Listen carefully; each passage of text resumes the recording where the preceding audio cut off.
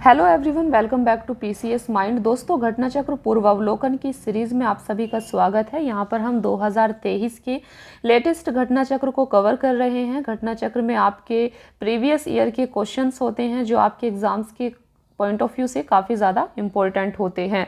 तो ये सीरीज़ आपके बीपीएससी के सभी एग्जाम्स के लिए काफ़ी ज़्यादा इम्पोर्टेंट साबित होगी, तो आपको इसको कंटिन्यू फॉलो करना है। आज की क्लास में हम आपका बायोलॉजी, जीव विज्ञान को कवर करने वाले हैं। आज की क्लास में आपका बायोलॉजी कंप्लीट हो जाएगा, तो आपको आज की क्लास को लास्ट तक पूरा देखना है, ध्यान से देखना है, अच्छे से समझना है।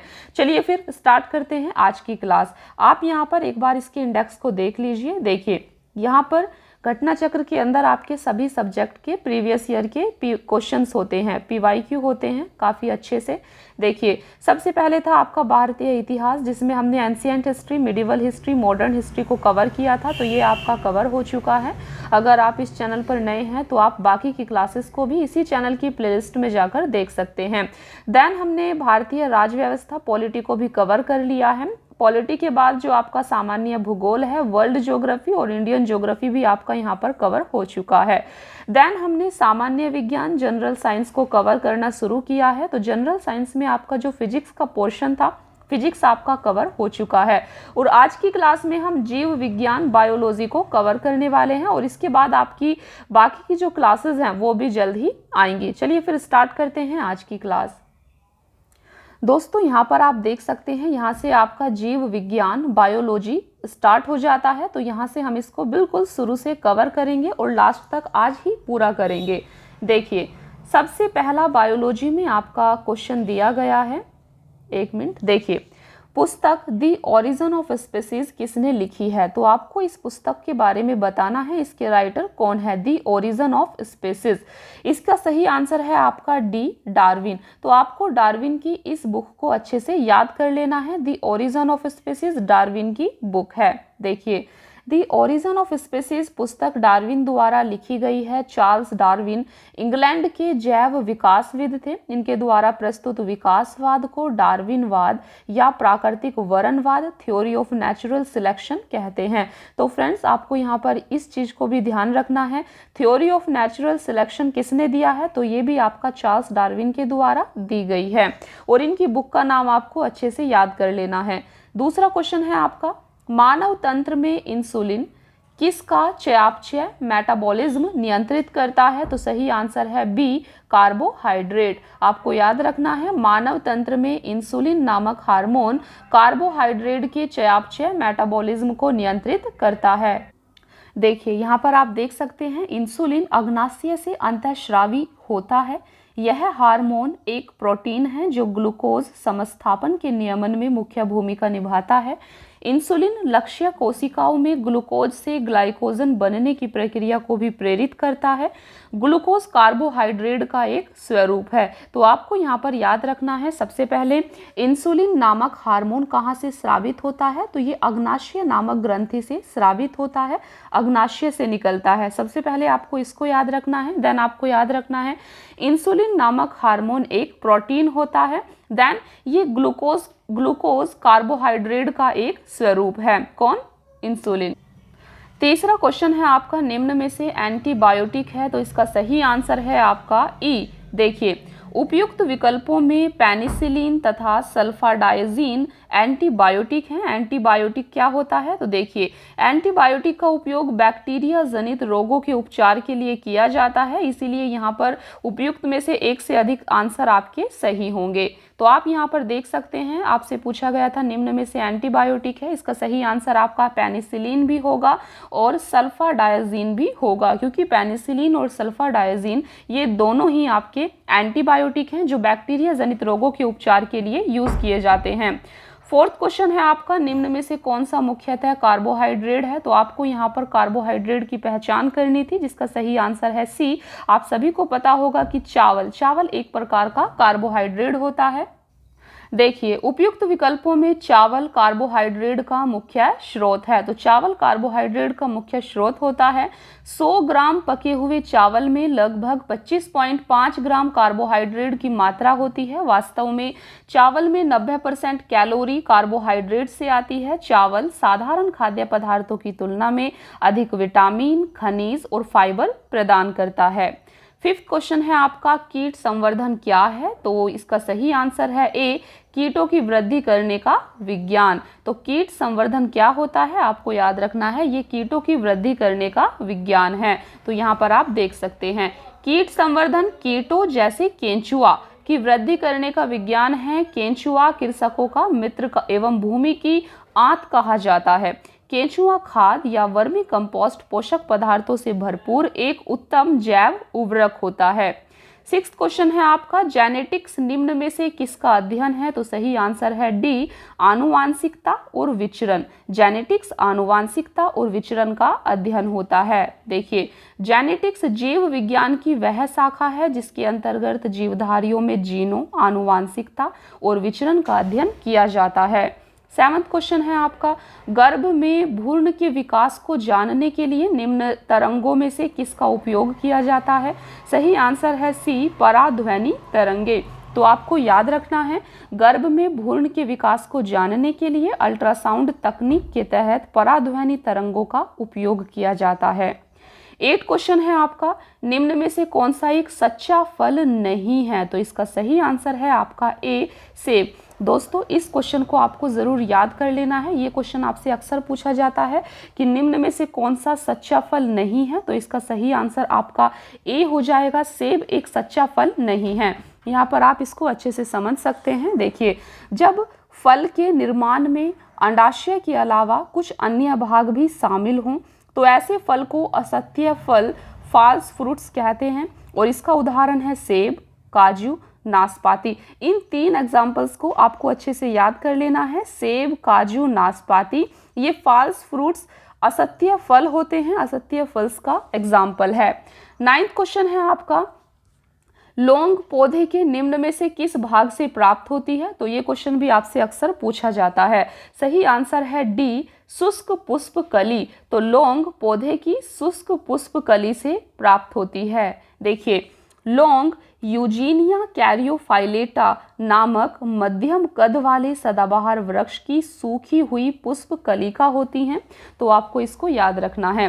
देखिए, 10वां क्वेश्चन आपसे पूछा गया था, लौंग एक मसाला पौधे के किस भाग से प्राप्त होता है? तो ये क्वेश्चन आपसे बार बार पूछा जाता है। इसका सही आंसर हो जाएगा डी, फूल की कली से। तो लौंग फूल की कली से प्राप्त होता है। देखिए, यहाँ पर आप समझ सकते हैं, लौंग, क्लोव्स बंद कलियां या पुष्प कलिका हैं जिनका उपयोग भोज्य पदार्थ, दांतों के दर्द निवारक इत्यादि में किया जाता है। लौंग के पौधे का वानस्पतिक नाम साइजीजियम एरोमेटिकम है, जो कि कुल मिर्टेसी फैमिली के अंतर्गत आता है। इसका जन्म स्थल इंडोनेशिया को माना गया है तथा इसका उपयोग समस्त विश्व में किया जाता है। यह एक सदाबहार वृक्ष है जिसकी ऊंचाई 10 से 20 मीटर तक होती है। इसकी पत्तियां बड़ी एवं अंडाकार होती हैं। 11वां क्वेश्चन भी आपके लिए काफ़ी ज़्यादा इम्पोर्टेंट है, ये पूछा जाता है। तो 11वां क्वेश्चन है, अदरक तना है जड़ नहीं, क्योंकि इसका सही आंसर है बी, इसमें नोड और इंटरनोड होते हैं।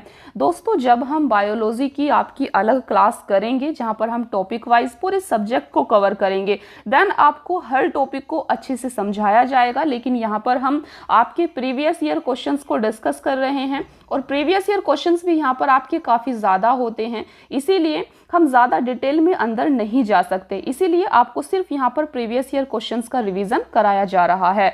तो देखिए, अदरक तना है जड़ नहीं, क्योंकि इसमें नोड और इंटरनोड होते हैं। तो आप यहाँ पर देख सकते हैं, नोड एवं इंटरनोड का उपस्थित होना तने का विशेष लक्षण है। तो आपको इस बात का पता होना चाहिए कि नोड और इंटरनोड सिर्फ आपके तने में होते हैं, ये तने का विशेष लक्षण होता है। चूंकि अदरक में ये संरचनाएं पाई जाती हैं, अतः यह कहा जा सकता है कि अदरक तना है जड़ नहीं। देखिए, 12वां क्वेश्चन है आपका, पादप कली है। तो सही आंसर है ए, एक भ्रूणीय टहनी। तो पादप कली एक भ्रूणीय टहनी है।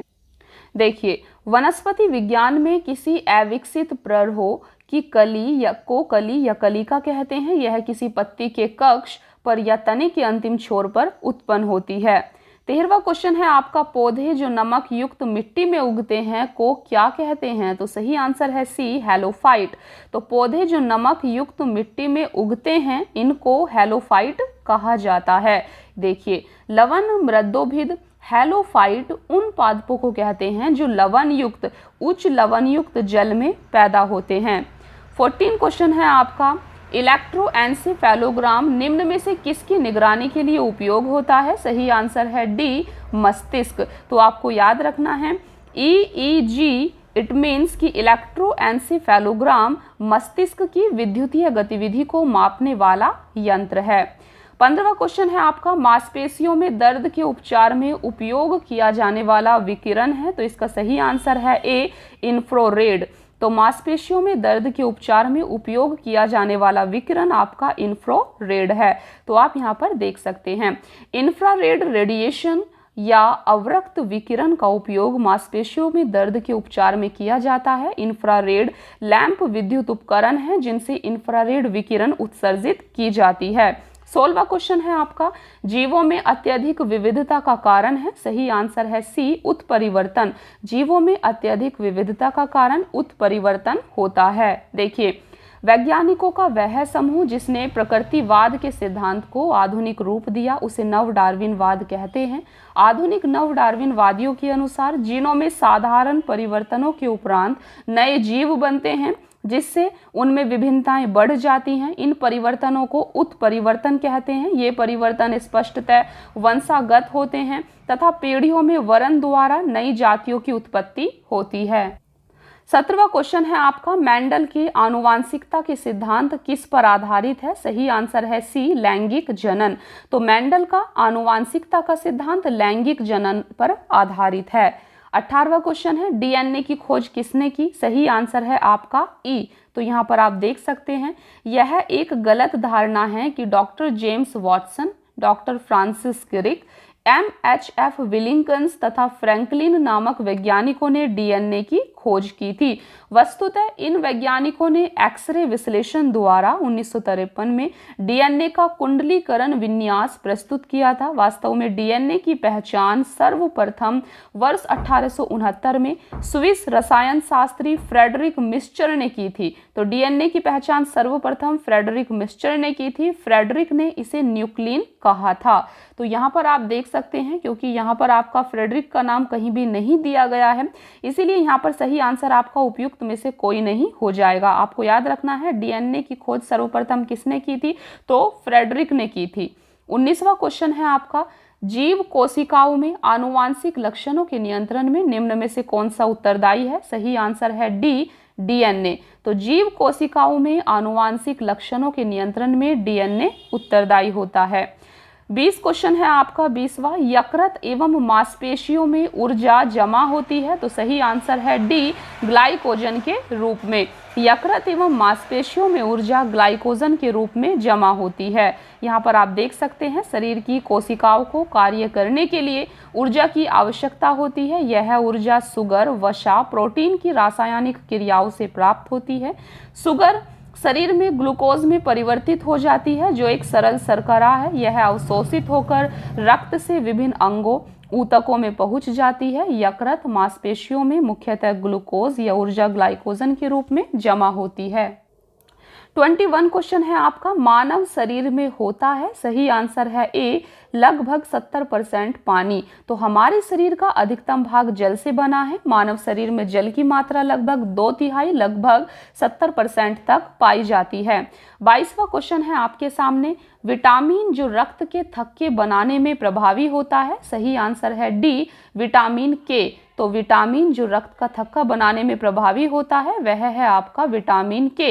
विटामिन के की कमी से शरीर में खून का थक्का धीरे बनने की बीमारी हो जाती है। इस विटामिन को रुधिर स्राव रोधी पदार्थ कहते हैं। इसकी कमी वाले व्यक्तियों को ऑपरेशन आसानी से नहीं किया जा सकता क्योंकि उनके शरीर में रक्त का थक्का ही नहीं बनेगा, क्योंकि अधिक रुधिर बह जाने का डर भी बना रहता है। 23 क्वेश्चन है, निम्न में से कौन सा विटामिन प्रति स्कंदक विषों के प्रति विष प्रतिकारक के रूप में प्रयोग किया जाता है? सही आंसर है डी, विटामिन के। तो यहाँ पर आप देख सकते हैं प्रति स्कंदक विषों के प्रति विष प्रतिकारक एंटीडोट के रूप में विटामिन के का प्रयोग किया जाता है। इस विटामिन को रुधिर स्राव रोधी पदार्थ कहते हैं। इसकी कमी वाले व्यक्तियों का ऑपरेशन आसानी से नहीं किया जा सकता है क्योंकि अधिक रुधिर बह जाने का डर बना रहता है। 24 क्वेश्चन है आपका, निम्न में से किस विटामिन को अर्गो कैल्सिफेरोल कहते हैं? सही आंसर है ए, विटामिन D2। तो इसी प्रकार से ये आपको नाम देखने को मिलेंगे। तो विटामिन D2 का नाम अर्गो कैल्सिफेरोल होता है, इसको आपको ध्यान रखना है। यहाँ पर आप देख सकते हैं विटामिन D2 को अर्गो कैल्सिफेरोल कहते हैं, जबकि विटामिन D3 को कोली कैल्सिफेरोल कहलाता है। विटामिन D2 विटामिन डी का वह प्रकार है जो मुख्यतः भोजन व आहार अनुपूरक के रूप में मनुष्यों को प्राप्त होता है। मुख्य रूप से भोजन में यह मक्खन, मशरूम, दूध, पनीर, मांस, अंडों की जर्दी, मछली के तेल आदि में मिलता है। इसकी कमी से बच्चों में सूखा रोग या रिकेटस हो जाता है।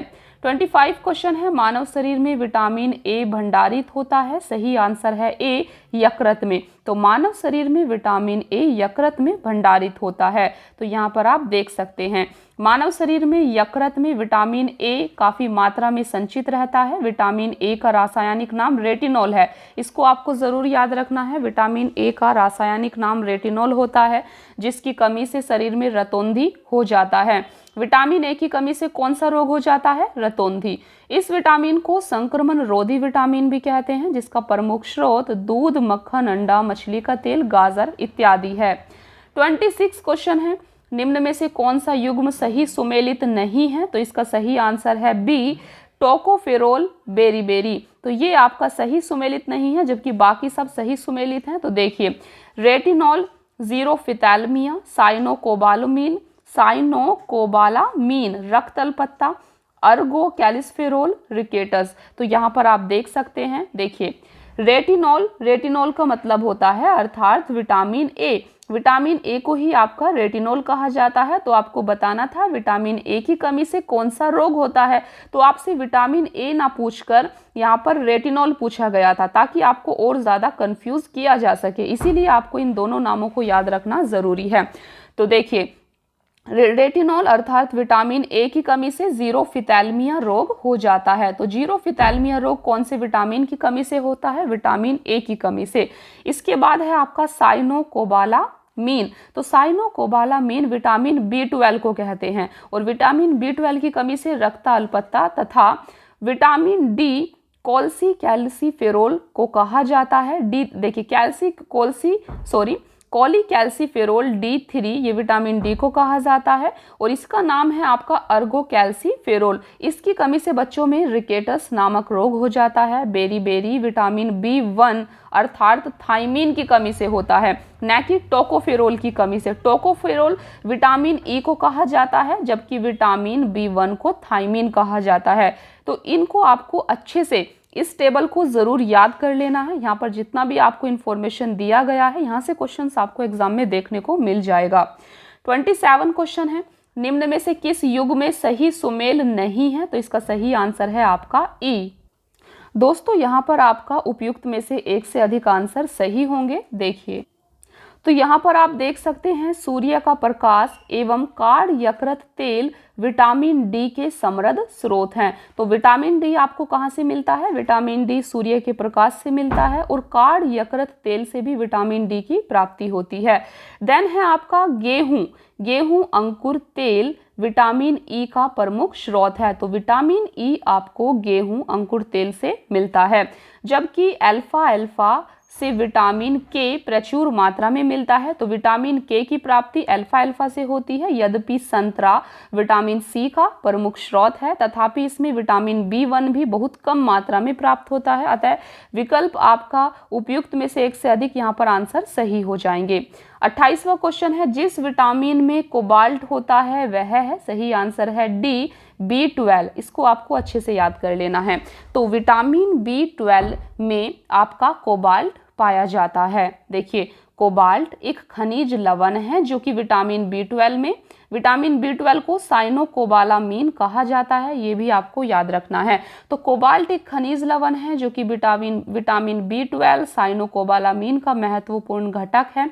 विटामिन बी12 वृद्धि ग्रोथ के लिए आवश्यक होता है तथा इसकी कमी से तंत्रिका तंत्र की कार्य की भी गड़बड़ हो जाती है। विटामिन बी12 के महत्वपूर्ण स्रोत मांस, मछली, यकृत, दूध, पनीर इत्यादि हैं। आंत के जीवाणु, बैक्टीरिया भी इसका संश्लेषण करते हैं। 29 क्वेश्चन है, एक स्वस्थ वयस्क मनुष्य में रक्त की कुल परिमाप होता है। सही आंसर है ए 5 से 6 लीटर। तो एक स्वस्थ वयस्क मनुष्य में 5 से 6 लीटर रक्त पाया जाता है। देखिए, रक्त ब्लड एक तरल संयोजी ऊतक है। यह रक्त वाहिनियों के अंदर विभिन्न अंगों में नियमित रूप से गतिशील रहता है। मनुष्य के शरीर में रक्त की मात्रा शरीर के भार का लगभग 7 से 8% होती है। अतः एक 70 किलोग्राम भार वाले स्वस्थ वयस्क मनुष्य के शरीर में लगभग 5 से 6 लीटर रक्त होता है, जो उसके संपूर्ण शरीर के भार का लगभग 1/13 भाग होता है। देखिए, 30वां क्वेश्चन है आपका, आधान ट्रांसफ्यूजन में रक्त न केवल रक्त के प्रकार में बल्कि में भी संगत होना चाहिए। तो सही आंसर है ए RH कारक। तो आधान ट्रांसफ्यूजन का मतलब है जब आप एक व्यक्ति दूसरे व्यक्ति को अपना रक्त देता है तो वहां पर किन चीजों का मैच होना जरूरी होता है। तो यहाँ पर आप देख सकते हैं, ट्रांसफ्यूजन में रक्त न केवल रक्त के प्रकार में, तो रक्त का प्रकार सेम होना चाहिए और इसके अलावा जो आपका RH फैक्टर होता है इसमें भी ये संगत होना जरूरी है। देखिए, रक्त आधान ब्लड ट्रांसफ्यूजन में रक्त के प्रकार के साथ RH कारक भी संगत होना चाहिए, इट मीन सेम होना चाहिए। RH कारक की खोज लैंड स्टीनर और वीनर ने रीसस बंदर के रक्त में की थी। ये आपका काफी इंपॉर्टेंट है, यहाँ से क्वेश्चन पूछा जा सकता है। आपसे पूछा जाएगा RH कारक की खोज किसने की थी, तो आपको याद रखना है लैंड स्टीनर और वीनर ने रीसस बंदर पर एक्सपेरिमेंट करके RH फैक्टर की खोज की थी। 31 क्वेश्चन है आपका, इनमें से रक्त दाब का मापक यंत्र कौन सा है। सही आंसर है सी स्फिग्मोमैनोमीटर। तो रक्त दाब का मापक यंत्र स्फिग्मोमैनोमीटर होता है। देखिए, मनुष्य का औसत रक्तचाप 120/80 होता है। धमनियों में रक्त दाब की 2 अवस्थाएं होती हैं, पहले को प्रकुंचन दाब तथा दूसरे को प्रसारण दाब कहते हैं। सामान्य तौर पर प्रकुंचन दाब 120 मिलीलीटर देखिए, सामान्य तौर पर प्रकुंचन दाब 120 मिली Hg तथा प्रसारण दाब 80 मिली Hg होता है। रक्तचाप को डॉक्टर स्फिग्मोमैनोमीटर यंत्र द्वारा मापते हैं। तो आपको रक्तचाप मापने के यंत्र का नाम याद रखना है, ये होता है आपका स्फिग्मोमैनोमीटर। 32 क्वेश्चन है, वृक्क से प्रति मिनट औसत रक्त प्रवाह होता है। सही आंसर है बी 1200 सीसी। तो वृक्क से प्रति मिनट औसत रक्त प्रवाह 1200 सीसी होता है। देखिए, वृक्क मानव शरीर का एक महत्वपूर्ण अंग है। इसका मुख्य कार्य रक्त की शुद्धि के साथ शरीर से विषाक्त पदार्थों को मूत्र के माध्यम से बाहर निकालना होता है। मानव वृक्क प्रतिदिन लगभग 1500 लीटर रक्त की शुद्धि करता है तथा लगभग 1.5 लीटर मूत्र में तब्दील करता है। वृक्क से प्रति मिनट 1200 सीसी रक्त प्रवाहित होता है। 33 क्वेश्चन है, इंसुलिन है तो आपको बताना है इंसुलिन क्या होता है। इंसुलिन वसा है, विटामिन है, कार्बोहाइड्रेट है या प्रोटीन है। तो इंसुलिन आपका एक प्रकार का प्रोटीन होता है, इसको आपको याद रखना है। देखिए, इंसुलिन पैंक्रियाज अर्थात अग्नाशय के अंतःस्रावी भाग लैंगरहैंस की द्वीपिकाओं की बीटा कोशिकाओं से स्रावित होने वाला एक जंतु हार्मोन है। तो क्या है, ये एक हार्मोन होता है। रासायनिक संरचना की दृष्टि से यह एक सूक्ष्म पेप्टाइड प्रोटीन होता है जिसकी रचना 51 अमीनो अम्लों से होती है। यह शरीर में ग्लूकोज के उपापचय को नियंत्रित करता है। 34 क्वेश्चन है, निम्न में से कौन सा हार्मोन है। सही आंसर है सी इंसुलिन। तो इंसुलिन आपका एक प्रकार का हार्मोन होता है। 35 क्वेश्चन है, महिला सेक्स हार्मोन है। तो इसका सही आंसर है आपका ए एस्ट्रोजन। आपको याद रखना है एस्ट्रोजन महिला सेक्स हार्मोन होता है। देखिए, एस्ट्रोजन एक हार्मोन है जिसका उत्पादन स्त्रियों में अंडाशय की ग्राफियन पुटिकाओं की थीका इंटरना की कोशिकाओं द्वारा यौन आरंभ से लेकर रजोनिवृत्ति की आयु लगभग 45 से 52 वर्ष तक होता है। प्रमुख एस्ट्रोजन एस्ट्रेडियोल होता है जिसे नारी विकास हार्मोन कहते हैं, क्योंकि यह मादा के द्वितीयक लैंगिक लक्षणों जिसमें लड़कियों में स्तनों, दुग्ध ग्रंथियों, गर्भाशय, योनि इत्यादि का समुचित विकास शामिल है के विकास में सहायक होता है। तो एस्ट्रोजन एक महिला सेक्स हार्मोन होता है, इसको आपको याद रखना है। नेक्स्ट 36 क्वेश्चन है, निम्न में से कौन सा हार्मोन स्तन ग्रंथियों से दुग्ध का स्राव होने में भूमिका निभाता है? सही आंसर है डी, ऑक्सीटोसिन। तो ऑक्सीटोसिन हार्मोन स्तन ग्रंथियों से दुग्ध का स्राव होने में भूमिका निभाता है।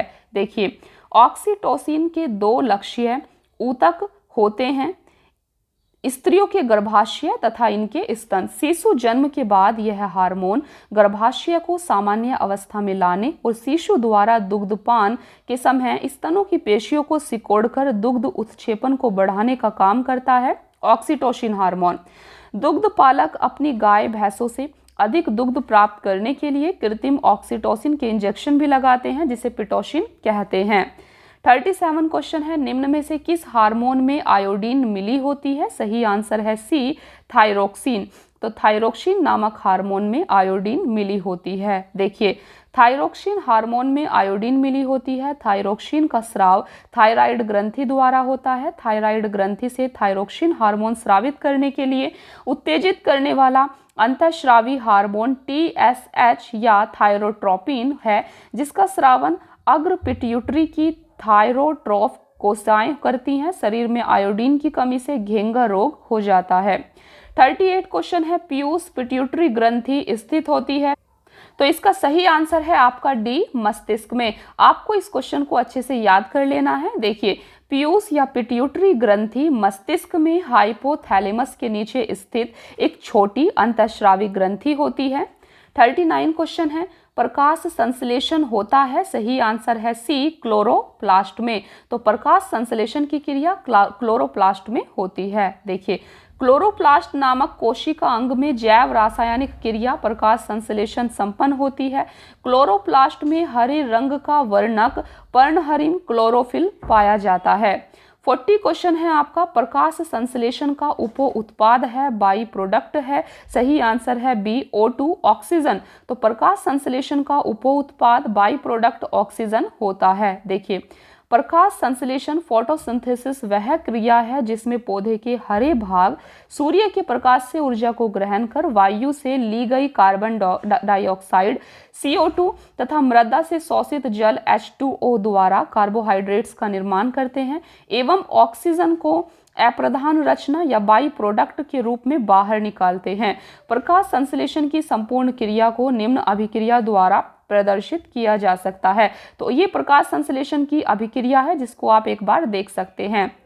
देखिए, 6CO2 + 12 H2O प्रकाश पर्णहरिम, देन C6H12O6 + 6 H2O + 6 O2। तो ये आपका प्रकाश संश्लेषण की अभिक्रिया होती है, इसको आप जनरली एक बार देख सकते हैं। 41 क्वेश्चन है, सौर ऊर्जा ATP में बदलती है? तो सही आंसर है बी, क्लोरोप्लास्ट में। सौर ऊर्जा ATP में क्लोरोप्लास्ट में बदलती है। तो यहाँ पर आप देख सकते हैं, क्लोरोप्लास्ट में सौर ऊर्जा ATP में बदलती है। क्लोरोप्लास्ट एक पादप कोशिका अंग है जिसमें पर्णहरित या क्लोरोफिल नामक एक प्रोटीन युक्त जटिल रासायनिक यौगिक पाया जाता है। यह वर्णक पत्तों के हरे रंग का कारण भी होता है। 42 क्वेश्चन है, कोशिका का शक्ति स्रोत होता है? तो दोस्तों, इसका सही आंसर है माइटोकॉन्ड्रिया। माइटोकॉन्ड्रिया को कोशिका का पावर हाउस कहा जाता है। 43 क्वेश्चन है, भ्रूण किस में मिलता है? सही आंसर है सी, बीज में। तो भ्रूण आपका बीज में मिलता है। देखिए, पौधों में भ्रूण बीज में मिलता है। अंकुरन प्रक्रिया के फलस्वरूप भ्रूण बीज से बाहर आता है। 44 क्वेश्चन है, निम्न में से कौन प्रतिजैविक औषधि है? तो सही आंसर है ई। तो यहाँ पर आप देख सकते हैं, क्लोरोरैम्फेनिकोल एक प्रतिजैविक एंटीबायोटिक औषधि है जिसका उपयोग बैक्टीरियल इन्फेक्शन के उपचार में किया जाता है। सल्फागुआडीन एक प्रकार का सल्फानोमाइड प्रतिजैविक है जो जीवाणुरोधी एजेंट के रूप में कार्य करता है। इस प्रकार इस प्रश्न के लिए एक से अधिक विकल्प सही हैं। 45 क्वेश्चन है, टाइफाइड तथा कोलेरा विशिष्ट उदाहरण है। सही आंसर है सी, जलजन्य रोगों के। इसको आपको अच्छे से याद कर लेना है। तो जलजन्य रोगों के उदाहरण है टाइफाइड और कोलेरा। तो टाइफाइड तथा कोलेरा जलजन्य रोगों के उदाहरण है। टाइफाइड रोग का कारण सल्मोनेला टाइफी तथा कोलेरा का कारण विब्रियो कोलेरी नामक जीवाणु होता है। पीने के जल के उचित उपचार द्वारा इन्हें फैलने से रोका जा सकता है। 46 क्वेश्चन है, मनुष्य में एफ्लाटॉक्सिन खाद्य विषाक्तन द्वारा सामान्यतः कौन सा अंग प्रभावित होता है? सही आंसर है डी, यकृत। तो मनुष्य में एफ्लाटॉक्सिन खाद्य विषाक्तन द्वारा सामान्यतः यकृत अंग प्रभावित होता है। देखिए, यकृत एक मुख्य पाचक ग्रंथि है, डाइजेस्टिव ग्लैंड है, जो कि खाद्य विषाक्तन द्वारा प्रभावित हो जाती है। एफ्लाटॉक्सिन नामक जहरीला पदार्थ कुछ कवक जैसे एस्परजिलस पेनिसिलियम की कुछ प्रजातियां उत्पन्न कर भोजन को विषाक्त कर देता है। 47 क्वेश्चन है, मनुष्य के शरीर के किस अंग में लिम्फोसाइट्स का निर्माण होता है? सही आंसर है ई। तो आप यहाँ पर देख सकते हैं, मनुष्य के शरीर में तिल्ली या प्लीहा, थाइमस ग्रंथि, अस्थि मज्जा आदि में लिम्फोसाइट्स का निर्माण होता है। तो आप देख सकते हैं, तिल्ली या प्लीहा है आपका, थाइमस ग्रंथि है और अस्थि मज्जा है, जहां पर आपका लिम्फोसाइट्स का निर्माण होता है। लिम्फोसाइट्स एक प्रकार की श्वेत रक्त कणिकाएं WBC होती हैं, जो गश्ती सेना की भांति समस्त शरीर में घूमती रहती हैं तथा सुरक्षा तंत्र के सारे भागों के बीच सामंजस्य स्थापित करती हैं। 48 क्वेश्चन है, ओंकोजीन संबंधित है? तो सही आंसर है सी, कर्क रोग से। ओंकोजीन कर्क रोग से संबंधित है। देखिए, ओंकोजीन एक असामान्य जीन है जो कि कैंसर, कर्क रोग के लिए उत्तरदायी होता है। सर्वप्रथम इसकी पहचान SRC के रूप में की गई थी। वर्ष 1970 में खोजा गया यह घटक मुर्गियों में कैंसर वायरस का घटक था, जिसे रॉस सर्कोमा वायरस का नाम दिया गया था। 49 क्वेश्चन है, रक्त कैंसर ल्यूकेमिया की रोकथाम में प्रयोग किया जाने वाला रेडियो समस्थानिक है? तो सही आंसर है आपका ई। यहाँ पर आप देख सकते हैं, रेडियो फास्फोरस P32 तथा कोबाल्ट 60 का उपयोग ल्यूकेमिया, जो कि एक प्रकार का रक्त कैंसर होता है, के इलाज में किया जाता है। 50वां क्वेश्चन है आपका, तीव्रता एवं प्रयुक्तता के आधार पर निम्न में से कौन सा कर्क रोग उत्पन्न कर सकता है तथा उसका उपचार भी करता है? तो फ्रेंड्स, इस क्वेश्चन का सही आंसर है आपका सी, आयनीय विकिरण। देखिए, आयनीय विकिरण वह कारक है जो कर्क रोग उत्पन्न कर सकता है और उपचार में भी प्रयुक्त होता है। विकिरण चिकित्सा में कैंसर की कोशिकाओं और संकुचित गांठ को नष्ट करने के लिए आयनीकरण विकिरण का उपयोग किया जाता है। अनुसंधानों से स्पष्ट हो गया है कि निम्न एवं मध्यम विकिरण एक्सपोजर से कैंसर नहीं होता, लेकिन लंबे समय तक विकिरण के प्रयोग से कैंसर हो सकता है। 51 क्वेश्चन है, सहज प्रणाली का परिवर्धन निम्न में से कौन सा है? सही आंसर है सी, प्रणाली की स्वपोषी क्रिया। तो सहज प्रणाली मुख्य तंत्रिका प्रणाली का एक भाग है। यह सहज प्रकार्यों को नियंत्रित करती है, अतः सहज प्रणाली के विकास को प्रणाली की स्वपोषी प्रक्रिया के रूप में परिभाषित किया जाता है। 52 क्वेश्चन है, शरीर का तापक्रम नियंत्रित करता है? सही आंसर है बी, हाइपोथैलेमस। हाइपोथैलेमस के द्वारा शरीर का तापक्रम नियंत्रित किया जाता है। देखिए, मानव शरीर का तापक्रम साधारणतः 98.6 डिग्री फ़ारेनहाइट होता है। मानव शरीर के तापक्रम के स्थिर बने रहने का कारण शरीर में तापक्रम नियंत्रण की एक यांत्रिक जैविक प्रणाली का कार्य करना है। मस्तिष्क का, तो हाइपोथैलेमस कहाँ होता है? मस्तिष्क का भाग होता है। तो मस्तिष्क का हाइपोथैलेमस भाग इस प्रक्रिया का नियंत्रण करता है। 53 क्वेश्चन है, शरीर का तापमान नियंत्रित करता है? तो सही आंसर है आपका हाइपोथैलेमस। 54 क्वेश्चन है, लैंगिक जनन से आनुवांशिक विचरण कैसे होता है? तो फ्रेंड्स, इस क्वेश्चन का सही आंसर आपका डी होगा। उपयुक्त सभी यहाँ पर सही आंसर होगा। देखिए, लैंगिक जनन से आनुवांशिक विचरण जीन के सम्मिश्रण से, क्रोमोसोम में बदलाव से और जीन के मिश्रण के द्वारा होता है। तो यहाँ पर आप देख सकते हैं, सही आंसर आपका डी था, उपयुक्त सभी। देखिए, जीन के सम्मिश्रण, क्रोमोसोम में बदलाव एवं जीन के मिश्रण, उपयुक्त तीनों से ही लैंगिक जनन से आनुवांशिक विचरण होता है। 55 क्वेश्चन है, डीएनए को किसने अंतः पात्र में बनाया? सही आंसर है ए आर्थर कॉर्नबर्ग। आर्थर कॉर्नबर्ग ने सर्वप्रथम डीएनए को अंतः पात्र में बनाया था। 56 क्वेश्चन है, पार्किंसन बीमारी के उपचार के विकास के लिए किसको नोबेल पुरस्कार दिया गया? सही आंसर है ए आर्विड कोलरसन। आर्विड कोलरसन को पार्किंसन बीमारी के उपचार के लिए नोबेल पुरस्कार दिया गया था।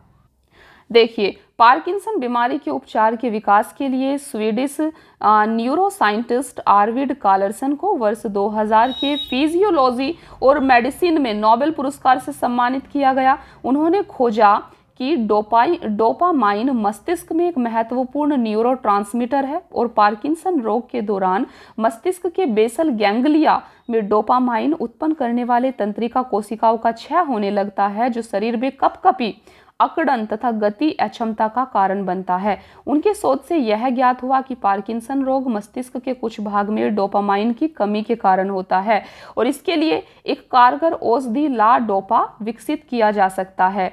57 क्वेश्चन है, कौन सा दिन डायबिटीज दिवस के रूप में जाना जाता है? सही आंसर है डी 14 नवंबर। तो 14 नवंबर आपका डायबिटीज दिवस के रूप में जाना जाता है। देखिए, विश्व मधुमेह दिवस प्रतिवर्ष 14 नवंबर को मनाया जाता है।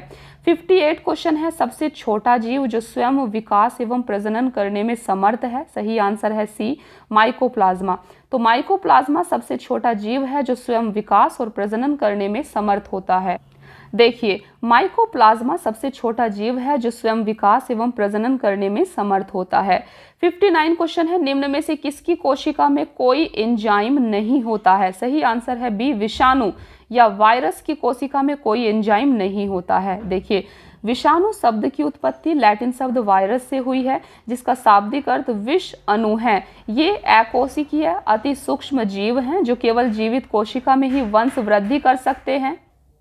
रासायनिक दृष्टि से ये प्रोटीन आवरण से घिरे न्यूक्लिक अम्ल, न्यूक्लिक एसिड के खंड हैं। विषाणु पोषद कोशिकाओं के बाहर न तो कोई जैव क्रिया कर सकते हैं और न ही इनका द्विगुणन हो सकता है। 60वां क्वेश्चन है आपका, बिल तथा मेलिंडा गेट्स फाउंडेशन द्वारा स्थापित भारत के लिए कार्यक्रम अवहन किसके प्रतिरोध के लिए कार्यरत है? तो सही आंसर है सी HIV एड्स। तो यह कार्यक्रम आपका एड्स बीमारी के लिए प्रचलित है। तो यहाँ पर आप देख सकते हैं, भारत में HIV या एड्स की रोकथाम हेतु बिल एवं मेलिंडा गेट्स फाउंडेशन द्वारा प्रायोजित फैल आवाहन की शुरुआत वर्ष 2003 में हुई थी। 61 क्वेश्चन है, सर्वप्रथम मानव हृदय प्रत्यारोपण हुआ था? सही आंसर है सी दक्षिण अफ्रीका में। तो सर्वप्रथम मानव हृदय प्रत्यारोपण दक्षिण अफ्रीका में किया गया था। डॉक्टर क्रिश्चियन बर्नार्ड दक्षिण अफ्रीका के एक प्रसिद्ध सर्जन थे जिन्होंने सर्वप्रथम मानव हृदय का पहला सफलतापूर्वक ट्रांसप्लांटेशन किया था। 62 क्वेश्चन है, जीवाणु की खोज किसने की है? तो सही आंसर है डी ल्यूवेनहुक ने।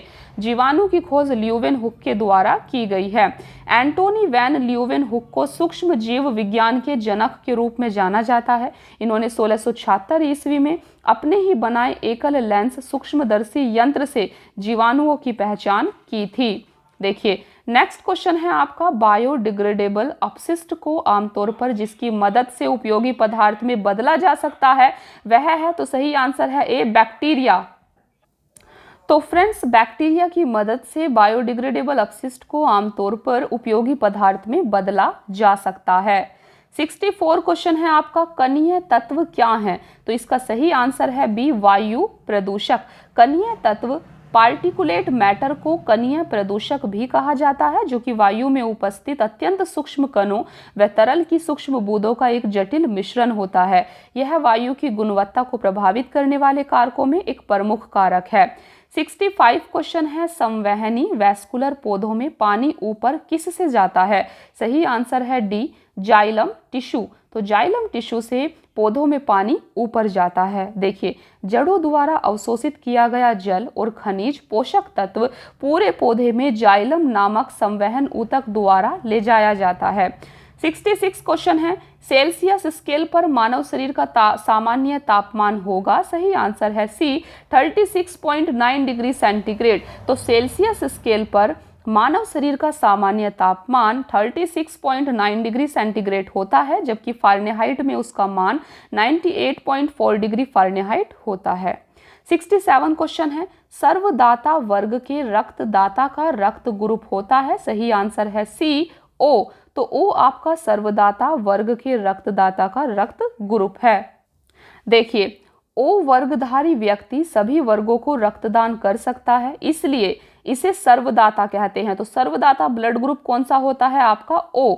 यह ध्यान देने योग्य बात है कि ए बी वर्ग वाले व्यक्ति को किसी भी वर्ग का रुधिर दिया जा सकता है, परंतु इसका रुधिर किसी दूसरे रुधिर वर्ग के व्यक्ति को नहीं दिया जा सकता। अतः ए बी वर्ग व्यक्ति को सर्वग्राही कहते हैं। तो ए बी ब्लड ग्रुप को सर्वग्राही कहा जाता है क्योंकि वो सभी से रक्त ले सकता है लेकिन दे नहीं सकता, जबकि ओ ब्लड ग्रुप को सर्वदाता कहा जाता है।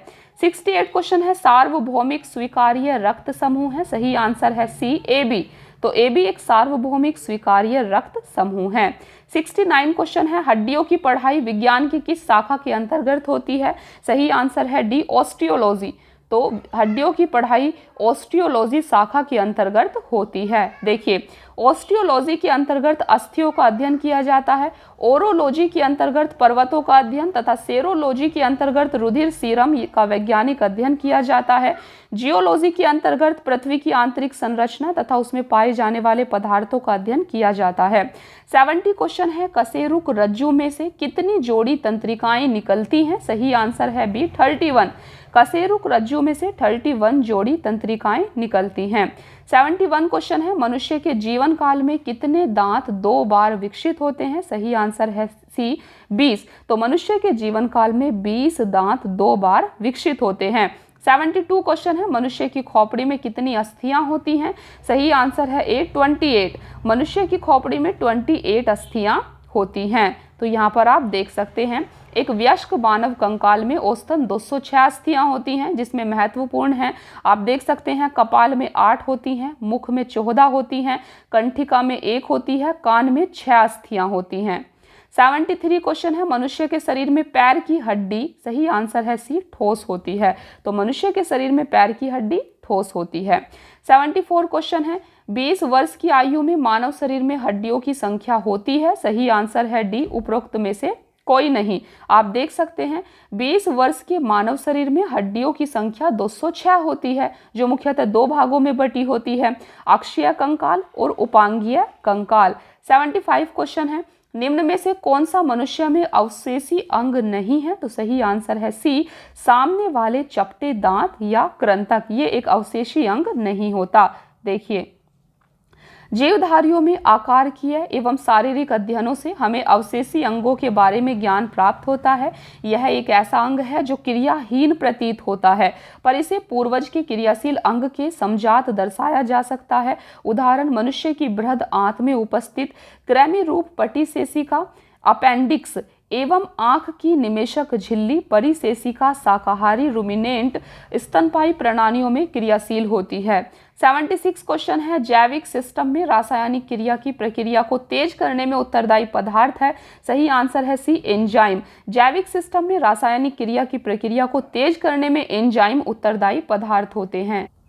एंजाइम एक जैवीय उत्प्रेरक है जो एक प्रोटीन है और अन्य उत्प्रेरक की तरह अभिक्रिया की गति को तेज करता है। जीवों में ज्यादातर अभिक्रियाएं एंजाइम की उपस्थिति में होती हैं। उत्प्रेरक के रूप में यह अग्र और उत्क्रम, फॉरवर्ड और रिवर्स दोनों प्रकार का कार्य करता है, इसलिए यह पदार्थ के निर्माण और संश्लेषण दोनों को उत्प्रेरित करता है। 77 क्वेश्चन है, विटामिन जो खट्टे फलों में पाया जाता है तथा चर्म को स्वस्थ रखने में जरूरी होता है? सही आंसर है सी, विटामिन सी। तो विटामिन सी रसदार फल विशेषकर आंवला, नींबू, संतरा, नारंगी, अमरूद में पाया जाता है तथा यह चर्म को स्वस्थ रखने में जरूरी होता है। विटामिन सी का रासायनिक नाम एस्कॉर्बिक अम्ल है। 78 क्वेश्चन है, दूध किसका घटिया स्रोत है? सही आंसर है सी, विटामिन सी।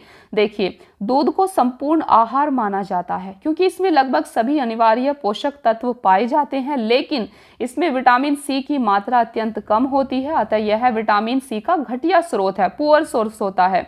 79 क्वेश्चन है, विटामिन सी का रासायनिक नाम है? तो सही आंसर है आपका ए, एस्कॉर्बिक अम्ल। विटामिन सी का रासायनिक नाम एस्कॉर्बिक अम्ल होता है। 80 क्वेश्चन है, इल्यूनिन प्राप्त होता है? सही आंसर है बी, डहेलिया की जड़ों से। इल्यूनिन एक पॉलीसैकेराइड है जो डहेलिया की जड़ से पाया जाता है।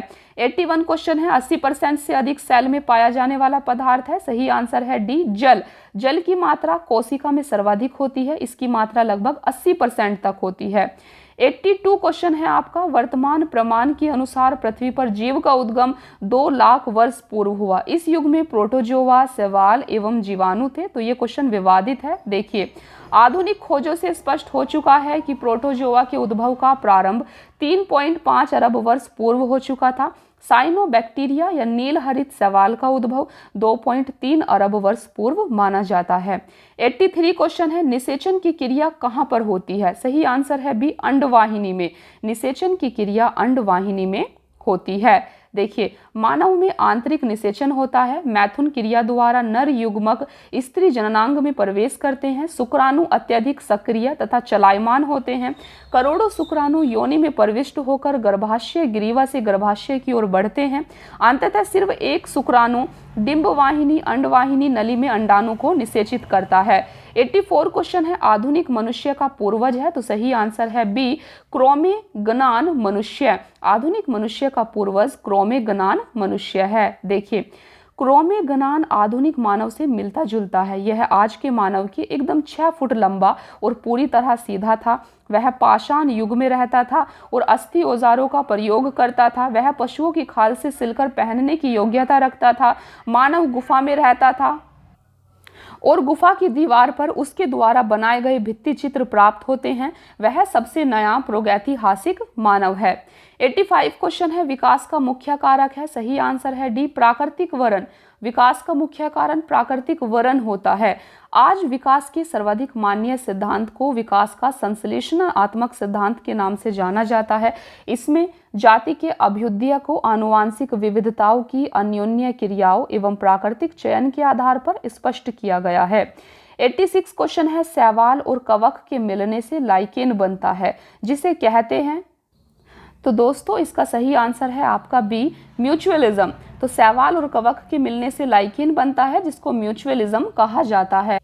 देखिए, शैवाल और कवक के मिलने से लाइकेन बनता है, जिसे म्यूचुअलिज्म कहते हैं। इसमें शैवाल तथा कवक दोनों ही समान रूप से लाभान्वित होते हैं। शैवाल कार्बनिक पदार्थों का संश्लेषण करते हैं जो स्वयं तथा कवकी घटक के रूप में पर्याप्त होते हैं। कार्बनिक भोजन के बदले में कवकी घटक शैवाल को जल व खनिज उपलब्ध कराते हैं। 87 क्वेश्चन है, प्रतिवर्ती क्रियाओं का नियंत्रण केंद्र कहाँ पर है? सही आंसर है सी, स्पाइनल कोड, कशेरुक रज्जु में। प्रतिवर्ती क्रियाओं का नियंत्रण केंद्र कशेरुक रज्जु स्पाइनल कोड में होता है। देखिए, प्रतिवर्ती क्रियाओं का नियंत्रण कशेरुक रज्जु में होता है। मेरु रज्जु एक बेलनाकार संरचना है। यह मेडुला ओब्लंगाटा से आरंभ होकर कशेरुक दंड से घिरा हुआ नीचे की ओर विस्तारित होता है। यह भी मस्तिष्क आवरण द्वारा ढका रहता है। कुल मिलाकर 31 जोड़ी मेरु तंत्रिकाएं मेरु रज्जु से निकलती हैं। 88 क्वेश्चन है, विकास का कारण है? सही आंसर है सी, पीढ़ी से पीढ़ी अनुकूलन। देखिए, विकास के सर्वाधिक मान्य सिद्धांत को विकास का संश्लेषणात्मक सिद्धांत के नाम से जाना जाता है। इसमें जाति के अभ्युदय को आनुवांशिक विविधताओं की अन्योन्य क्रियाओं और प्राकृतिक चयन के आधार पर समझा जा सकता है, अर्थात पीढ़ी से पीढ़ी अनुकूलन ही विकास का कारण है। 89 क्वेश्चन है, कच्चे फलों को कृत्रिम रूप से पकाने के लिए प्रयोग में लाई जाने वाली गैस का नाम है? सही आंसर है एसिटिलीन और एथिलीन। तो एसिटिलीन और एथिलीन कच्चे पदार्थों को कृत्रिम रूप से पकाने के लिए प्रयोग की जाती है। देखिए, फलों को पकाने में एसिटिलीन और एथिलीन दोनों गैसों का प्रयोग किया जाता है। यद्यपि वर्तमान में एसिटिलीन के द्वारा फल पकाने पर प्रतिबंध लगा दिया गया है। प्राकृतिक रूप से फल एथिलीन हार्मोन द्वारा पकता है। कृत्रिम रूप से फल पकाने के लिए भी एथिलीन गैस का प्रयोग किया जा रहा है। 90 क्वेश्चन है आपका, माँ पौधे की भांति पौधा मिलता है? सही आंसर है सी, इन दोनों से, बीजों से, तना काट से। तो इन दोनों से पौधा मिलता है। तो यहाँ पर आप देख सकते हैं, माँ पौधे की भांति पौधा बीज और तना दोनों से मिलता है। 91 क्वेश्चन है, पानी मिट्टी से जड़ों में जिस भौतिक प्रक्रिया द्वारा गुजरता है उसे कहा जाता है? सही आंसर है डी, परासरण। तो पानी मिट्टी से जड़ों में परासरण की प्रक्रिया के द्वारा पहुंचता है। 92 क्वेश्चन है आपका, जल से बाहर निकाले जाने पर मछलियां मर जाती हैं क्योंकि? सही आंसर है सी, वे श्वास नहीं ले पाती हैं। देखिए, हवा में लगभग 21% ऑक्सीजन है तथा पानी में भार की तुलना में लगभग 0.5 से 0.9% ऑक्सीजन है तापमान पर निर्भर करते हुए, किंतु अधिकतर मछलियां यदि पानी से बाहर निकाल दी जाएं तो ऑक्सीजन की कमी से होने वाली घुटन के कारण मर जाती हैं। इसका कारण यह है कि जहां पानी में बहाव के साथ साथ गैसों का आदान प्रदान भी हो जाता है, पतले चपटे गलफड़े एक गीले कागज की भांति कार्य करते हैं। पानी से बाहर निकालने पर ये सब गलफड़े आपस में जुड़ जाते हैं, जिसके कारण सतही क्षेत्र कम हो जाता है। घटे हुए सतही क्षेत्र के कारण गैसों का आदान प्रदान कम हो जाता है और मछलियों की मृत्यु हो जाती है। 93 क्वेश्चन है, जहां जीव रहता है उस सटीक जगह को कहते हैं। सही आंसर है ए, आवास। तो जहां जीव रहता है उस सटीक जगह को आवास कहते हैं। देखिए, किसी प्रजाति विशेष के पौधों या जीवों या अन्य जीवधारियों के रहने की सटीक जगह आवास हैबिटेट कहलाता है। 94 क्वेश्चन है, मधुमक्खी कॉलोनी के सदस्य एक दूसरे को किस प्रकार पहचानते हैं। सही आंसर है ए, गंध से। तो मधुमक्खी आपस में एक दूसरे को गंध से पहचानती हैं। देखिए, लगभग सभी पक्षियों में सूचनाओं के आदान प्रदान करने की विधियां होती हैं। ये दृष्टि, आवाज, स्पर्श और अपनी गंध द्वारा सूचनाओं का आदान प्रदान करती हैं। मधुमक्खियां भोजन की दिशा तथा उसके स्रोत को बताने के लिए विभिन्न नृत्य मुद्राएं करती हैं, जबकि एक दूसरे को गंध से पहचानती हैं। 95 क्वेश्चन है, मायोग्लोबिन में कौन सी धातु होती है। सही आंसर है डी, लोहा। मायोग्लोबिन में लोहा नामक धातु होती है। तो देखिए, मायोग्लोबिन लोहा और ऑक्सीजन युक्त प्रोटीन है जो सभी स्तनधारियों की मांसपेशियों में पाया जाता है, जबकि हीमोग्लोबिन रक्त में पाया जाता है। 96 क्वेश्चन है, मनुष्य के शरीर में खून के शुद्धिकरण की प्रक्रिया को कहते हैं। सही आंसर है ए, डायलिसिस। तो मनुष्य के शरीर में खून के शुद्धिकरण की प्रक्रिया को डायलिसिस कहा जाता है। 97 क्वेश्चन है, निम्न में से किसकी कमी से मधुमेह होता है। सही आंसर है डी, इंसुलिन। तो मनुष्य में इंसुलिन की कमी से मधुमेह होता है। देखिए, इंसुलिन की कमी से मनुष्य को मधुमेह होता है। इंसुलिन का मुख्य कार्य रुधिर में ग्लूकोज का नियंत्रण करना होता है। इसकी कमी से रक्त में ग्लूकोज का नियंत्रण नहीं हो पाता। 98 क्वेश्चन है, एड्स निम्न कारणों में से किसके द्वारा उत्पन्न होता है। तो देखिए, सही आंसर है सी, विषाणु। एड्स विषाणु के द्वारा होता है। तो एड्स एक विषाणुजन्य रोग है। एड्स रोग का कारण विषाणु HIV वायरस होता है। 99 क्वेश्चन है, HIV द्वारा होने वाला रोग है। सही आंसर है डी, एड्स। तो HIV द्वारा होने वाला रोग आपका एड्स होता है। देखिए, यहाँ पर आप देख सकते हैं, आपको यहाँ पर HIV की फुल फॉर्म भी याद रखनी है। ह्यूमन इम्यूनोडेफिशिएंसी वायरस द्वारा होने वाला रोग एड्स होता है। और एड्स की फुल फॉर्म क्या होती है। एड्स की फुल फॉर्म होती है acquired immune deficiency syndrome. 100 question है आपके सामने, निमोनिया एक संक्रमण है। सही आंसर है डी, फेफड़ों का। तो निमोनिया फेफड़ों का एक संक्रमण होता है। देखिए, निमोनिया फेफड़ों का एक संक्रमण है जो कि एक या दोनों फेफड़ों में प्रदाह उत्पन्न करता है। यह संक्रमण विषाणुओं, जीवाणुओं, कवकों आदि के माध्यम से हो सकता है। 101 क्वेश्चन है, स्त्रियों की तुलना में पुरुष अधिक वर्णांधता से पीड़ित हो सकते हैं क्योंकि। सही आंसर है सी, उनमें केवल एक X क्रोमोसोम होता है। देखिए, स्त्रियों की तुलना में पुरुष वर्णांधता से पीड़ित हो जाते हैं क्योंकि स्त्रियों में 2 XX क्रोमोसोम्स होते हैं, जिसमें एक X जो वर्णांधता के जीन को यदि वहन करता है तो दूसरा सामान्य X क्रोमोसोम उसे संतुलित कर देता है। इस तरह महिला केवल वाहक का कार्य करती है, पीड़ित नहीं होती, जबकि पुरुष रोगग्रस्त हो जाता है। 102 क्वेश्चन है, एस्पिरिन कहाँ से मिलती है। सही आंसर है सी, एक पेड़ से। तो एस्पिरिन और एंटीपायरेटिक ज्वरहर दवाएं वेदना निवारक का काम करती हैं। इन दवाओं को विलो वृक्ष की छाल से प्राप्त किया जाता है। 103 क्वेश्चन है, गेहूं की खेती के लिए कौन से उर्वरक का उपयोग करेंगे। सही आंसर है ए, नाइट्रोजन। गेहूं की खेती के लिए नाइट्रोजन युक्त उर्वरक का उपयोग किया जाता है जो यूरिया में मिलता है। 104 क्वेश्चन है, क्लोरोफिल में कौन सा धातु आयन पाया जाता है। तो फ्रेंड्स, इसका सही आंसर यहाँ पर बी हो जाएगा और बी है आपका मैग्नीशियम। क्लोरोफिल में मैग्नीशियम आयन पाया जाता है। क्लोरोफिल पौधों में उपस्थित हरे प्रकाश संश्लेषण वर्णक हैं। यह प्रकाश ऊर्जा को प्रकाश संश्लेषण क्रिया के माध्यम से रासायनिक ऊर्जा में बदलने की प्रक्रिया की शुरुआत करता है। 105 क्वेश्चन है, पौधों एवं जड़ों का खाना तैयार करने की प्रक्रिया कहलाती है? सही आंसर है डी, फोटोसिंथेसिस, प्रकाश संश्लेषण। तो आप यहाँ पर देख सकते हैं हरे पादप स्वपोषी होते हैं एवं प्रकाश संश्लेषण फोटोसिंथेसिस की क्रिया द्वारा खाद्य संश्लेषण करते हैं, अपने भोजन का निर्माण करते हैं। प्रकाश संश्लेषण से अभिप्राय है प्रकाश की सहायता से खाद्य का संश्लेषण। यह एक ऐसी प्रक्रिया है जिसमें पादप, पेड़ पौधे सूर्य के प्रकाश, पर्णहरित क्लोरोफिल, CO2 एवं जल स्तर H2O का उपयोग खाद्य संश्लेषण के लिए करते हैं। देखिए नेक्स्ट है आपका, कीट भक्षी पौधे मिट्टी में किसकी कमी से उगते हैं? सही आंसर है सी, नाइट्रोजन। तो कीट भक्षी पौधे मिट्टी में नाइट्रोजन की कमी से उगते हैं। देखिए कीट भक्षी पौधे ऐसी मिट्टी में उगते हैं जहां नाइट्रोजन की कमी होती है। वे कीटों का भक्षण करके अपनी नाइट्रोजन आवश्यकता की पूर्ति करते हैं। नेक्स्ट है आपका, जीवन चक्र की दृष्टि से पौधे का सबसे महत्वपूर्ण अंग है? सही आंसर है ए, पुष्प। तो पुष्प जीवन चक्र की दृष्टि से पौधे का सबसे महत्वपूर्ण अंग होता है। पुष्प में ही परागन द्वारा भ्रूण का विकास होता है जिससे बीज बनता है, बीज के अंकुरन से पुनः पौधा बनता है। इसीलिए पुष्प जीवन चक्र की दृष्टि से पौधे का सबसे महत्वपूर्ण अंग है।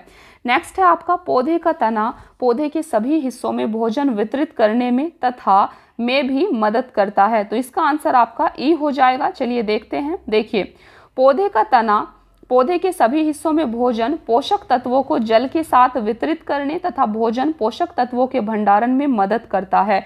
यह पौधे की पत्तियों, फूलों, फलों को सहारा देने के साथ पौधे को आकार देने में भी मुख्य भूमिका निभाता है। 109 क्वेश्चन है, सबसे लंबा जीवित वृक्ष है? तो सही आंसर है बी, सिकोवा। सबसे बड़ा वृक्ष रेडवुड सिकोवा या सिकोवा है जिसकी ऊंचाई लगभग 115 मीटर से अधिक होती है और सबसे छोटा वृक्ष एंजियोस्पर्म वुल्फिया का है। नेक्स्ट है आपका, एस्पिरिन है। तो एस्पिरिन आपका एक एंटीपायरेटिक होता है, ये आपको याद रखना है। नेक्स्ट है आपका, किस वनस्पति खाद्य में अधिकतम प्रोटीन होता है? सही आंसर है सी, सोयाबीन। सोयाबीन में सबसे अधिक प्रोटीन पाया जाता है। वनस्पति खाद्य में सोयाबीन में प्रोटीन की मात्रा अधिकतम होती है। इसमें प्रोटीन की मात्रा लगभग 38 से 42% है जो अन्य फलियों से ज़्यादा है।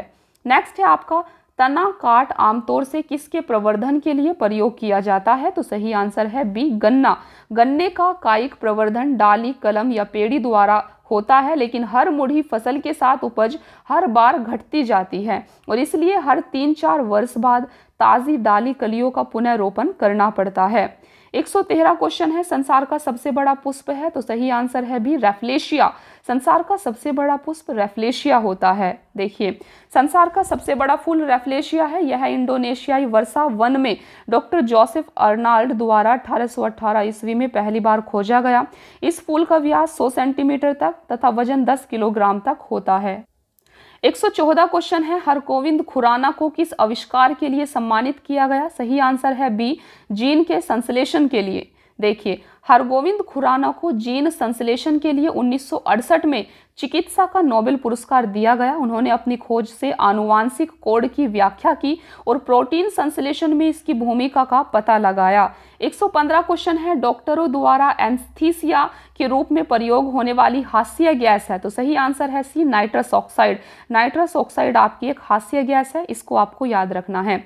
116 क्वेश्चन है, आर्कियोपेटेरिक्स है? तो सही आंसर है ए, जुरासिक युग का सर्वपुरातन पक्षी। आर्कियोपेटेरिक्स आपका एक जुरासिक युग का सर्वपुरातन पक्षी है।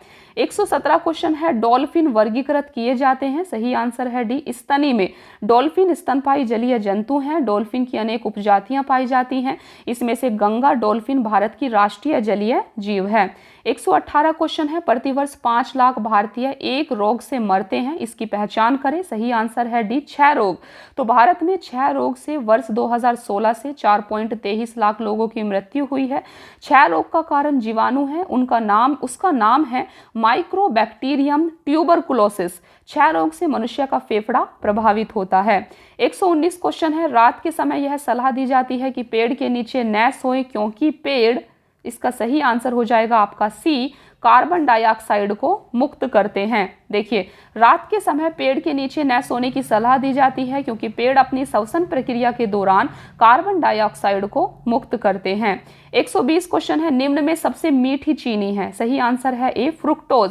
तो फ्रुक्टोज सबसे मीठी चीनी है। देखिए, सबसे मीठी चीनी फ्रुक्टोज होती है। फ्रुक्टोज एक प्राकृतिक मोनोसैकेराइड है जो लगभग सभी फलों, शहद, कुछ सब्जियों में पाया जाता है। फ्रुक्टोज का अनुसूत्र C6H12O6 होता है। यह प्रकृति में पाई जाने वाली सबसे मीठी शर्करा है। 121 क्वेश्चन है, शर्कराओं में सबसे मीठी है? तो सही आंसर है ए, फ्रक्टोज। 122 क्वेश्चन है, कड़वाहट के लिए मानव जीव का संवेदनशील क्षेत्र है? सही आंसर है सी, पीछे का भाग। तो मानव जीव का अग्र छोर मीठे, पश्च भाग कड़वे, पार्श्व किनारे खट्टे और अग्र छोर एवं किनारे नमकीन स्वादों का अनुभव करते हैं। इसीलिए कड़वाहट के लिए मानव जीव का संवेदनशील क्षेत्र पीछे का भाग होता है। 123 क्वेश्चन है, मटर पौधा है? सही आंसर है ए, शाख का। तो मटर शाख कुल का द्विबीजपत्री। तो दोस्तों आप देख सकते हैं, मटर शाख कुल का द्विबीजपत्री पौधा है। यह रबी की फसल है।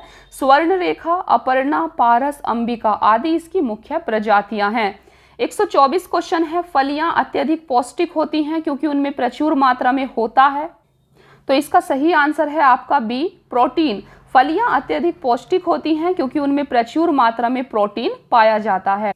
देखिए, फलियों में प्रचुर मात्रा में प्रोटीन पाया जाता है। इनके पौधे लेग्यूमिनोसी कुल के अंतर्गत शामिल हैं। इनकी जड़ों की ग्रंथिकाओं में नाइट्रोजन स्थिरीकरण करने वाले जीवाणु पाए जाते हैं। उदाहरण मटर, अरहर, मूंग, सोयाबीन, मूंगफली, उड़द, ये सब इसी के उदाहरण हैं।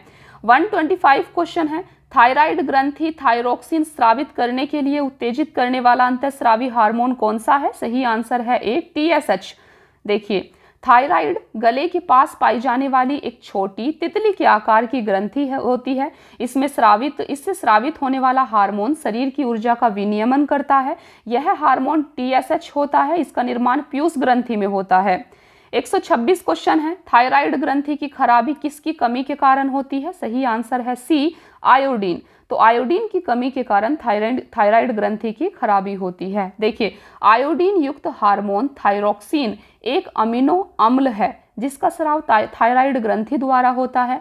थायराइड ग्रंथि से थायरोक्सिन हार्मोन स्रावित करने के लिए उत्तेजित करने वाला अंतःस्रावी हार्मोन TSH या थायरोट्रोपिन है, जिसका स्रावन अग्र पिट्यूटरी की थायरोट्रोफ कोशिकाएं करती हैं। रुधिर में आयोडीन एवं थायरोक्सिन की कमी होने पर पीयूष ग्रंथि से TSH का स्रावन बढ़ जाता है, जिसका प्रभाव थायराइड को अधिक हार्मोन स्रावित करने के लिए प्रेरित करना होता है। शरीर में आयोडीन की कमी से घेंगा नामक रोग हो जाता है। 127 क्वेश्चन है, जब हम बकरी या भेड़ का मांस खाते हैं तब हम? सही आंसर है बी, द्वितीय उपभोक्ता हैं। तो जब हम बकरी या भेड़ का मांस खाते हैं तब हम द्वितीय उपभोक्ता की भूमिका में होते हैं। तो यहाँ पर आप देख सकते हैं, मानव और अन्य जीव सर्वहारी उपभोक्ता होते हैं। जो मांसाहारी होते हैं उनको द्वितीयक या गौण उपभोक्ता कहा जाता है। शाकाहारी जो होते हैं उनको प्राथमिक उपभोक्ता कहते हैं। और जबकि आपके प्राथमिक उत्पादक हैं वो आपके पौधे होते हैं। पौधे भोजन का निर्माण करते हैं। तो फ्रेंड्स, आप यहाँ पर देख सकते हैं, आज की क्लास में हमने 127 क्वेश्चंस को डिस्कस किया और बायोलॉजी के क्वेश्चंस आपके घटना चक्र की बुक में इतना ही दिया गया था। तो आज की क्लास आपकी कंप्लीट हो जाती है। बायोलॉजी का सेक्शन आपका यहाँ पर कंप्लीट हो जाता है। जीव विज्ञान के आज हमने काफ़ी सारे क्वेश्चंस को डिस्कस किया जो आपके एग्जाम के पॉइंट ऑफ व्यू से काफ़ी ज़्यादा इंपॉर्टेंट थे। इसके अलावा फ्रेंड्स, अगर आप इस चैनल पर नए हैं तो आप हमारे टेलीग्राम चैनल को ज्वाइन कर लें, @PCS Mind। आपको टेलीग्राम पर जाकर सर्च करना है और टेलीग्राम चैनल को ज्वाइन कर लेना है। यहाँ पर हम आपको इसकी PDF को प्रोवाइड कर देते हैं और इसकी PDF आपको टेलीग्राम चैनल पर प्रोवाइड कर दी गई है। 1 से 2 बार हमने इसको PDF को दिया है, आपको फाइल्स में जाकर चेक करना है।